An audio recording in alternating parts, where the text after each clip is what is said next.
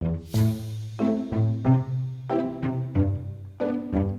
suppose film and TV, obviously there's so many more people involved, is one of the first obvious points. Often with film and TV, in fact largely, you don't tell a story in one go. You will start in the middle of the story maybe and film the end of the story and then go back to the beginning. So to read an audiobook, of course, it's just you by yourself in a room reading a book, normally a lovely book, and you're saying the whole story in one go, which is a real pleasure to sort of, you know, have the beginning, middle and end. That's not to say one is better than the other, they're just very, very different mediums. But I suppose with a book such as the Agatha Christie I'm reading, there's a lot of large characters, and in terms of acting, that's really fun to sort of bring life to different characters and voices to the people you come across in the book and make them your own. But they're very, very different, but there can be some similarities, I suppose. Yeah. I think I started off looking at the fact that it was, I think it's 1938, this book, but sort of the time of it and the class of it and where these people might have come from and a lot of them, you know. So I start with, like, are we in a working class environment? Are we in a sort of upper class environment? Where are we?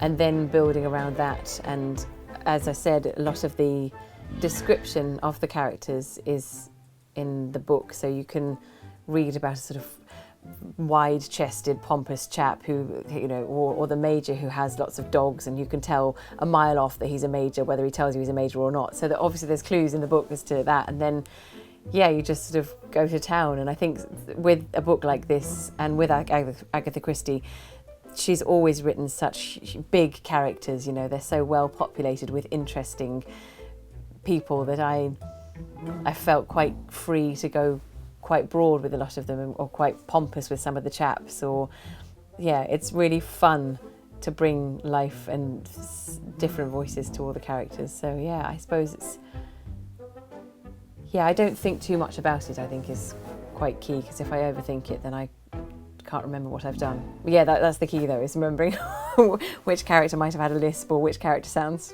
fancy or not, so yeah.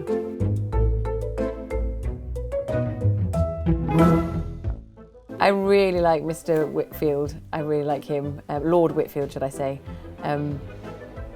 Yeah, he's great fun to play, because he's, or to read, should I say, because he's one of the broad-chested, pompous old chaps who rather fancies himself and his opinions. So I like him. I like Bridget for her simplicity. At the moment, she's quite clean and easy to read. And also I loved Miss Pinkerton at the beginning, because reading old ladies' voices are quite fun. So yeah, it's hard to choose. They're all very well drawn and bring their own colour to the piece.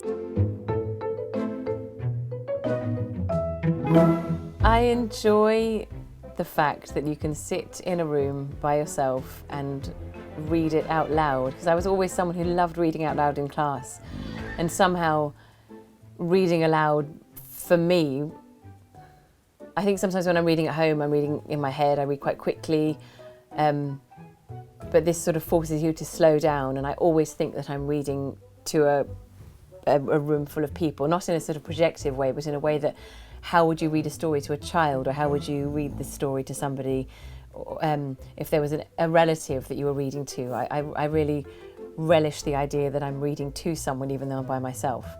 And yeah, just getting lost in it, and the hours go by so quickly. Yeah, I just love doing them. It's such a pleasure to do, and I listen to audiobooks as well. It's a real pleasure to, I think it's a gift when an actor takes a moment. I'm not saying I'm giving gifts, but I listened recently to an audiobook, and it was so beautifully narrated, and I felt like the actor had taken such care over it and really cared how we heard it. I think they're gifts, audiobooks, they really are. So I'm really happy to do them.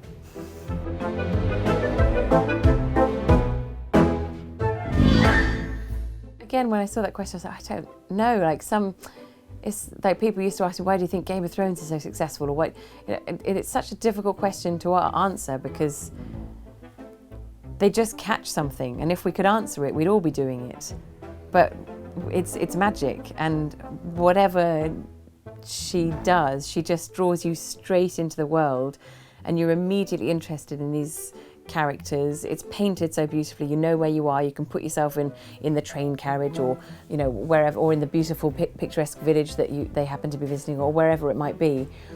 And she really transports you very quickly without demanding too much of you, I think. It's so beautifully but simply written that you are hooked quite quickly. And then there's immediately, or very soon, a moment of intrigue, and away you go, and you want to know how it all unfolds.